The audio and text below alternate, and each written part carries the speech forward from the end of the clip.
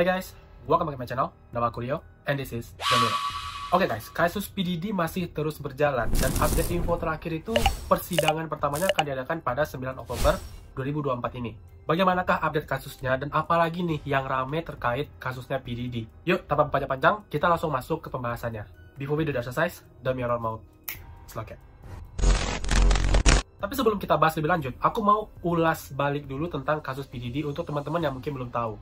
Singkatnya, PDD adalah seorang artis, penyanyi rap, pengusaha kaya raya di Hollywood yang ditangkap FBI pada 16 September 2024 kemarin atas tuduhan melakukan pelecehan seksual, perdagangan seks, narkoboy, pemerasan, dan lain-lainnya. Berita tertangkapnya PDD ini menghebohkan satu dunia karena melibatkan banyak artis-artis ternama yang nggak pernah melaporkan hal itu sebelumnya. Ya mungkin karena takut dengan power dan kekuasaannya PDD. Dan sampai hari ini, kasus PDD ini mengaitkan banyak artis-artis seperti Justin Bieber, Rihanna, Beyonce, dan yang lain-lainnya tentang konspirasi gelap yang ada di balik jendela dunia. Untuk detail kasus PDD dari awal mula sampai dia tertangkap, bisa kalian tonton di part 1, kita udah jabarkan secara detail. Linknya aku taruh di description box. Dan di part 2 ini, kita akan banyak membahas tentang teori konspirasi yang beredar di masyarakat dan hubungannya dengan kematian para artis-artis ternama di masa lalu. Dan aku kasih tahu ke kalian kalau pembahasan kali ini sangat menarik dan mind-blowing. So, langsung kita masuk ke pembahasannya. Jadi, PDD saat ini ditahan di rutan Brooklyn Detention Center di New York. Dan persidangan awalnya rencana akan diadakan pada 9 Oktober kemarin. Walaupun tuduhan yang dilayangkan kepada PDD ini lebih dari ratusan kasus, PDD masih bersikeras bahwa dia ini nggak bersalah. Menurut pengacara PDD, Mark Agnifilo, Didi ini orangnya sangat positif dan dia bersiap untuk persidangan itu untuk membela dirinya, membersihkan nama baiknya yang sudah rusak, dan mengklaim bahwa semua tuduhan yang dilayangkan kepada dia itu nggak benar. Jadi masih ngotot nih si kawan. Nah, menurut CNN, hakim yang memimpin persidangan PDD katanya tiba-tiba berubah menjadi Hakim Arun Subramanian. Belum tahu alasannya kenapa tiba-tiba hakimnya dirubah. Tapi, hakim sebelumnya, Andrew Carter Jr., itu sempat menangani kasus ini. Dan dia menolak 2 kali pengajuan dari pengacara PDD untuk membebaskan PDD. Dan hakim ini juga lah yang memberikan banyak bukti-bukti tak terbantahkan tentang kelakuan jahatnya PDD ini di pengadilan. Karena menurut si Andrew Carter, permintaan PDD untuk dirumahkan selama menjelang persidangan itu dikhawatirkan PDD ini akan merubah saksi-saksi yang ada dan mengganggu jalannya persidangan. Karena ya seperti kita tahu, PDD punya power dan kekuasaan di Hollywood yang dia bisa melakukan apa aja dengan kekuasaan dia itu. Ya, alasan si Hakim Andrew ini sangat logis. Karena salah satu narasumber di industri musik yang namanya disembunyikan itu mengatakan seberapa besar pengaruh PDD di Hollywood. Dia bilang nih ya, Didi itu sangat kuat, semua orang takut melawannya. Meskipun dia kini berada di balik jeruji besi, dia masih sangat kuat. Kita semua tahu itu. Terus orang ini juga menganggap kalau PDD ini adalah sosok yang jenius, yang terobsesi untuk mengontrol karyanya secara kreatif. Terus dia juga memiliki koneksi yang luas dan bisa memanfaatkan jejaringnya. Si narasumber bilang, dia ini kenal banyak orang, dan dia telah membantu banyak orang. Jadi banyak orang berhutang budi padanya. Dan si narasumber misterius ini juga mengatakan, walaupun fisik PDD ini ada dalam penjara, tapi dia masih mampu berbuat banyak hal, lebih dari yang bisa orang-orang pikirkan. Nah, dikutip dari The Independent pada 10 Oktober 2024 lalu, keputusan akhir dari rencana persidangan PDD tanggal 9 itu ternyata berubah, di mana persidangan pertama PDD akan diundur tahun depan, 2025 di bulan April atau di bulan Mei. So, itu update singkat tentang kasus PDD yang sedang berjalan. Nah, sekarang kita masuk ke teori-teori yang menyeret para artis-artis dunia. Yang pertama ada Eminem. Yes, penyanyi rap. Satu-satunya penyanyi rap yang aku tahu sejak dulu ya Eminem ini. Kalian udah tahu lah ya sebesar apa nama Eminem di Hollywood sebagai penyanyi rap. Ya, mungkin dia nggak terlibat secara langsung. Tapi banyak orang yang yakin kalau Eminem ini tahu siapa PDD sebenarnya sejak lama. Nah, dalam lagu berjudul Fuel featuring G.A.D. yang rilis pada bulan Juli 2024 kemarin, lagu ini memiliki lirik yang sangat jenius guys. Dimana ada lirik yang berkata, I'm like a R-A-P-E-R rapper yang P-nya itu kurang 1. Yang kalau di bahasa Indonesia kan kalian tahu artinya per kawasan. Got so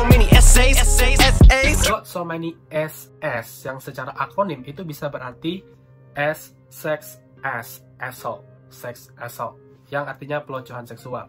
Wait, he didn't just spell the word rapper and leave out a P, did he? yang kalau misalnya dibaca secara cepat di lagunya itu kedengarannya mirip dengan P. Diddy. Wait, he didn't just spell the word rapper and leave out a P, did he? Yep. Dan lirik ini banyak yang menganggap bahwa Eminem itu sedang ngasih tahu kepada dunia siapa itu P. Diddy. Selain itu juga ada penggalan lirik di lagu Fuel yang menyebutkan R.I.P. Rest in Peace Biggie and Pac. Both of you all should be living. R.I.P. Rest in peace, Biggie and Pac. Both of y'all should be living. Yep. But I ain't trying to beef with him cause he might put a hit on me like KVD did him. Yep, but I ain't trying to beef with him cause he might put a hit on me like KVD. Get him. Dan lirik ini membuka kembali teori konspirasi bahwa P. Diddy mungkin adalah dalang di balik hilangnya nyawa penyanyi rap terkenal Tupac Shakur dan Biggie Small yang habis ini bakal kita bahas. Jadi sangat masuk akal kalau misalnya Eminem ini tahu siapa itu P. Diddy. Karena ya dia seorang penyanyi rap yang circle-nya itu masih dalam satu gelembung dengan P. Diddy. Dan dia udah ada di industri musik ini untuk waktu yang sangat-sangat lama. Jadi ya masuk akal kalau misalnya dia tahu sesuatu tentang P. Diddy. Menurut kalian gimana? Komen di bawah. Yang kedua adalah Tupac Shakur. Tupac Shakur adalah penyanyi rap yang sangat terkenal pada masanya. Dia meninggal pada 13 September 1996, 6 hari setelah ia ditembak 4 kali pada tanggal 7 September 1996 di Las Vegas, saat usianya 25 tahun. Tahun 2023, setelah 27 tahun wafatnya Tupac Shakur, barulah diketahui bahwa pelaku penembakan dia adalah Keffe D. Davis yang merupakan ketua geng Pembunuh, orang yang disebut dalam lirik lagu Eminem tadi. Saat di pengadilan, Keffe Davis mengatakan bahwa dia ini dibayar oleh P. Diddy sebesar 1 juta US dollar untuk menghabisi nyawa Tupac Shakur. Keffe juga mengatakan alasan Diddy menyuruh dia untuk melenyapkan nyawa Tupac Shakur karena Tupac memilih untuk join dengan Death Row Record yang merupakan saingan berat dari Bad Boys Record yang dimiliki oleh P. Diddy. Next adalah Biggie Small, yang juga penyanyi rap terkenal di masanya. Dan si Biggie Small ini ada di dalam label Bad Boys Record yang milik si P. Diddy. Jadi basically Biggie Small ini adalah anak buahnya P. Diddy, artis yang dinaungi oleh P. Diddy. Tapi Biggie Small ini adalah sahabat karib dari Tupac Shakur. Dan 6 bulan setelah wafatnya Tupac Shakur, pada 6 Maret 1997, muncullah berita bahwa Biggie Small meninggal dunia juga karena ditembak di dalam mobil setelah dia pulang dari pesta. Dan pada tahun itu, Biggie Small juga berusia 25 tahun, sama dengan si Tupac. Konspirasi beredar bahwa P. Diddy juga otak dibalik hilangnya nyawa Biggie Small, karena dia teman dekat dengan Tupac Shakur. Dan rumor-rumor mengatakan menjelang wafatnya si Biggie Small, dia ini punya isu kalau dia ini juga bakal keluar dari Bad Boys Record. Dan mungkin karena itulah P. Diddy melenyapkan nyawanya. Nah, kemudian setelah si Biggie Small ini meninggal dunia, Bad Boys Record itu ternyata masih mendapatkan loyalty dari lagu-lagunya Biggie Small. Dan karena Biggie Small ini sangat menghasilkan untuk Bad Boys Record, mereka nggak mau nih kalau dia ini bakal keluar. Akhirnya disusunlah rencana untuk menghilangkan nyawa Biggie Small supaya dia selamanya menjadi sumber cuannya Bad Boys Record. Menurut kalian gimana? Komen di bawah. Nah, artis yang paling disorot sejak munculnya berita P. Diddy adalah Justin Bieber. Karena muncul lagi banyak video-video lawas Justin Bieber dan P. Diddy yang dulunya mungkin kayak biasa aja untuk kita lihat. Tapi sejak kasus ini muncul dan ngelihat lagi video itu, jadi kayak ternyata aneh ya. Ternyata kita nggak sadar selama ini gitu. Dan baru ngehnya sekarang. Justin Bieber dirumorkan menjadi korban P. Diddy sejak dia masih remaja. Justin Bieber ini dilocohkan, dipaksa menggunakan narkoboy, bahkan ikut dalam pesta freak off yang di part 1 kita udah membahas seberapa menjijaikannya pesta itu, apalagi untuk anak remaja kayak Justin Bieber. Ada banyak banget video-video yang mendukung teori ini, diantaranya musik video Yummy yang penuh dengan konspirasi peloncohan anak di bawah umur yang disantap oleh orang-orang tua kaya raya. Dan ini menarik banget untuk dibahas. Mungkin kita bisa bikin satu video khusus untuk membahas tentang konspirasi yang ada di video Yummy. Next lah kita bahas ya. Kemudian ada juga kesaksian Justin Bieber dalam sebuah wawancara tentang gimana dia mau melindungi Billie Eilish dari apa yang pernah dialami saat remaja. It's hard for me being that young and being in the industry and not knowing where to turn and everyone telling me they love me and just turn their back on you in a second. It was just, living in this shame, living in all this sort of stuff in my past, and I wasn't able to move on. Do you think the person that the you of then was on a path of self-destruction? Oh, for sure. 100%. It was protecting those moments because people take for granted encounters, and I just wanted to protect her. I don't want her to go through anything I want. Kemudian video wawancara Justin Bieber bersama P. Diddy yang sangat menyeramkan nih dari kata-kata P. Diddy. We've become friends in a strange way. He's like a little brother. You know what I'm saying? He's not afraid. He has access to the house. And he knows better than be talking about the things that he does with Big Brother Puff on national television. Everything ain't for everybody. Kemudian pertemuan P. Diddy dengan Justin Bieber yang seakan-akan Justin Bieber ini lagi dilabrak oleh si P. Diddy. Dia nanya kenapa lu nggak mau nongkrong lagi bareng kita. What's up, man? You good? I'm good. How are you? All right, young brother, everything's good? Everything's Selling great. out arenas and everything? Starting to act different, huh? No, you ain't been calling me and hanging out the way we used to hang out. Well, I mean, you haven't. I mean, you try to get in contact with me, through all my, partners and whatnot. But you never really got my number, so. Correct. Okay. My number? Yeah. I'm gonna tell you my number. Yeah. It's 555. Dan juga lirik lagu Lonely yang dipercaya banyak orang itu menggambarkan tentang apa yang terjadi pada Justin Bieber ketika dia masih remaja. Kalian bisa baca liriknya.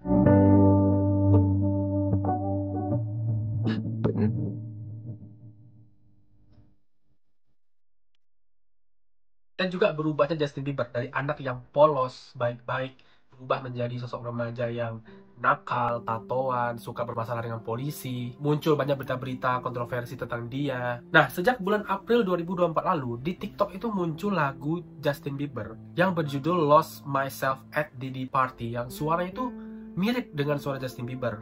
Lost myself at a Diddy party. Didn't know that's how it goes. Nah, katanya lagu ini menggambarkan bagaimana Justin ini kehilangan dirinya sendiri di pesta si P. Diddy. Sedangkan makna lagu ini dikatakan merupakan pertukaran, yang mana jika kamu ingin sesuatu, yang dalam kasus Justin Bieber adalah ketenaran, kekayaan, dan dia juga harus memberikan sesuatu juga sama dia, kayak pertukaran. Ini lebih ke konsep pesugihan ya guys ya. Mau minta apa, lu kasih apa gitu. Tapi anehnya, waktu aku search tentang lagu ini, kayak dia ini diciptakan oleh siapa lagunya, masuk album mana, aku nggak nemu guys. Justru di Google, itu di situsnya Vulture, mengatakan kalau lagu ini tuh lagu palsu Justin Bieber, yang suaranya itu dibuat menggunakan AI. Dan lagu ini katanya sengaja dibuat untuk memanas-manasi lah, karena kasus P. Diddy lagi mencuat ke publik. Dan mungkin lagu ini dibuat sejak kasus P. Diddy di tahun 2023 ya, yang waktu sama si Casey Ventura dibuatlah lagu ini gitu. Menurut kalian gimana? Next adalah Rihanna. Rihanna juga artis besar yang dikaitkan dengan P. Diddy, karena beredar nih foto Rihanna waktu kecil yang dibawa oleh ayahnya untuk bertemu dengan P. Diddy, karena ayahnya ingin Rihanna ini dibantu untuk menjadi artis. Kemudian Rihanna dititipkan kepada P. Diddy selama 2 hari, dan 2 hari kemudian Rihanna ini dikembalikan, diantar pulang ke rumahnya sambil membawa 1 koper uang cash.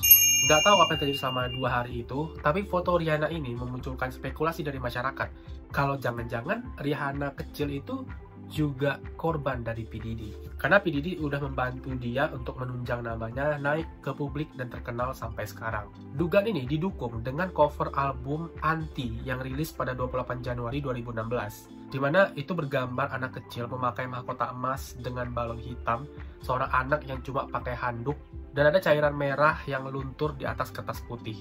Diartikan oleh orang-orang bahwa itu adalah simbol Rihanna waktu kecil, tanpa busana, mengenakan mahkota yang melambangkan ketenaran, kejayaan, cairan merah yang mengotori kertas putih, layaknya anak polos dan suci yang dinodai. Menurut kalian gimana? Komen di bawah.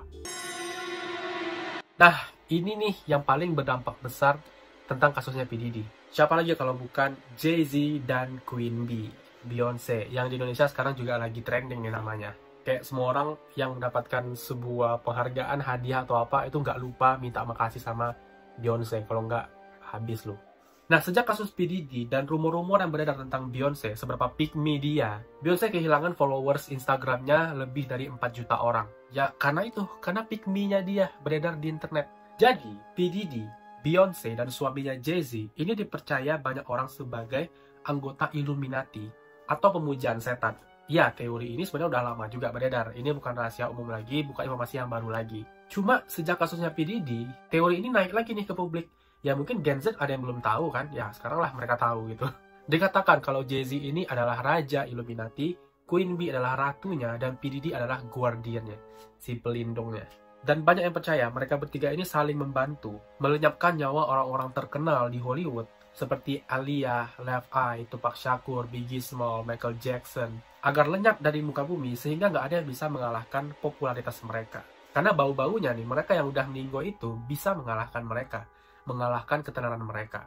Nah, video yang sedang viral akhir-akhir ini adalah video yang menunjukkan lagi tentang orang-orang yang sangat berterima kasih memuja-muja Beyonce ketika mereka mendapatkan penghargaan award. Padahal mereka yang menang, itu momennya mereka, tapi entah kenapa kayak 90% speech mereka itu memuja-muja Beyonce. My artist of my life is Beyonce. This album's mean the Lemonade album. So monumental, Beyonce. So monumental. Beyonce and I started out around the same time. I'm in love with her. The first time I saw her, from her singing to dancing to acting, she can do it all. She's a triple threat and one of the most talented people I've ever seen. Beyonce, whew, you changed my life. Thank you so much. You clearly are the artist. I'm really happy for you. I'm gonna let you finish. But Beyonce had one of the best videos of all time. Nah, banyak yang bilang kalau itu adalah syarat agar mereka bisa tetap hidup dan karir mereka aman di Hollywood. Karena nggak ada satupun yang boleh menyaingi Beyonce, bahkan melebihinya. Karena beberapa orang-orang yang meninggoy pada masa tenarnya, itu udah COVID karena mendekati popularitas mereka bertiga nih. Nah, turunnya followers Beyonce sebanyak 4 juta lebih, itu juga menjadi konspirasi tentang misteri angka 4. Karena ya mungkin semua orang yang suka misteri tahu kalau angka 4 ini menyimpan angka keramat gitu, kayak angka sialnya lah. Karena toh di lift dan di hotel-hotel juga nggak ada kan lantai 4. Bahkan Indonesia juga punya tuh film horor lantai 4 untuk menggambarkan seberapa keramat angka itu. Nah, secara kebetulan 3 orang pemuja ini juga lahir di tanggal 4. P. Diddy lahir 4 November 1969, Mbak B lahir pada 4 September 1981, dan suaminya Jay-Z lahir pada 4 Desember 1969. Sama-sama utusan angka keramat. Jay-Z juga pernah nulis lagu berjudul 444, yang katanya lagu itu merupakan permintaan maaf dia kepada Beyonce. Dan katanya lagu ini ditulis waktu dia nggak sengaja bangun jam 4.44 pagi karena ada Shopee Flash Sale promo 44. Ulangi iklan anjir. Dan durasi lagunya juga 4 menit 44 detik. Dan dikaitkanlah angka ini dengan konspirasi lingkaran setan, walaupun angka triple yang kita tahu yang menggambarkan tentang setan itu 666. Tapi ya netizen emang suka mencocok logi aja biar seru. Nah, selain angka 4, ada lagi nih konspirasi angka, yaitu angka 25. Karena secara kebetulan artis-artis yang meninggal di usia muda di masa tenarnya itu terjadi pada tanggal 25.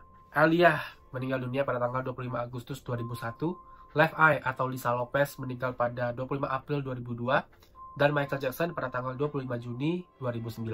Aaliyah meninggal dunia karena kecelakaan pesawat jet yang menurut Jaguar Wright, kecelakaan itu bukan kecelakaan, tapi sengaja diledakkan. Kemudian Left Eye meninggal dunia karena kecelakaan mobil dengan 6 temannya, tapi secara aneh cuma Left Eye yang meninggal dunia, sementara teman-temannya selamat.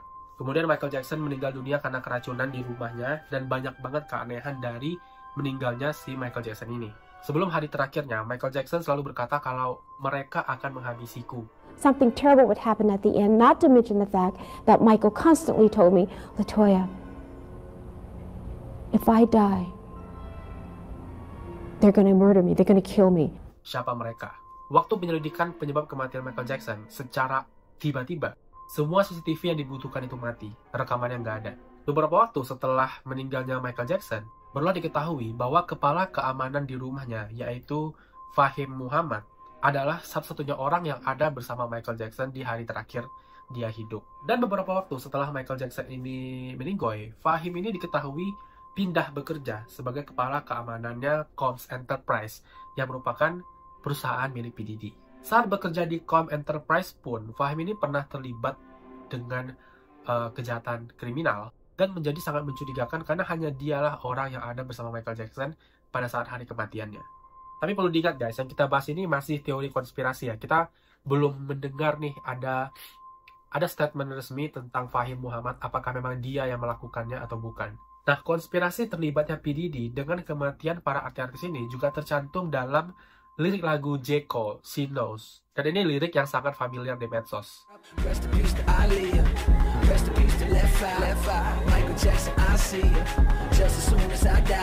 Dari sekian banyak artis yang meninggal dunia di usia muda, kenapa J. Cole memilih 3 nama ini? Dan banyak yang tahu bahwa 3 artis ini sangat dekat atau ada di circle-nya P. Diddy, Beyonce, dan Jay-Z. Tapi menurut kalian gimana? Coba komen di bawah. So guys, itulah konspirasi-konspirasi yang menjadi perbincangan hangat netizen sejak berita penangkapannya P. Diddy. Aku mau tahu pendapat kalian tentang pembahasan kali ini. So, sampai sini dulu pembahasan kali ini untuk kasus P. Diddy. Kalau misalnya ada update lebih lanjut yang menarik, mungkin kita akan bahas part 3, tapi kayaknya enggak deh. Oke, jangan lupa klik like-nya kalau misalnya kalian suka video ini. Subscribe channel ini untuk berlangganan dan klik loncengnya untuk dapat notifikasi kalau ada video baru. Jangan lupa tinggalkan komentar, kritik dan saran untuk kemajuan channel ini. Dan jangan lupa share video ini ke teman-teman yang lain. Terima kasih sudah menonton dan sampai jumpa di video-video selanjutnya. Bye guys.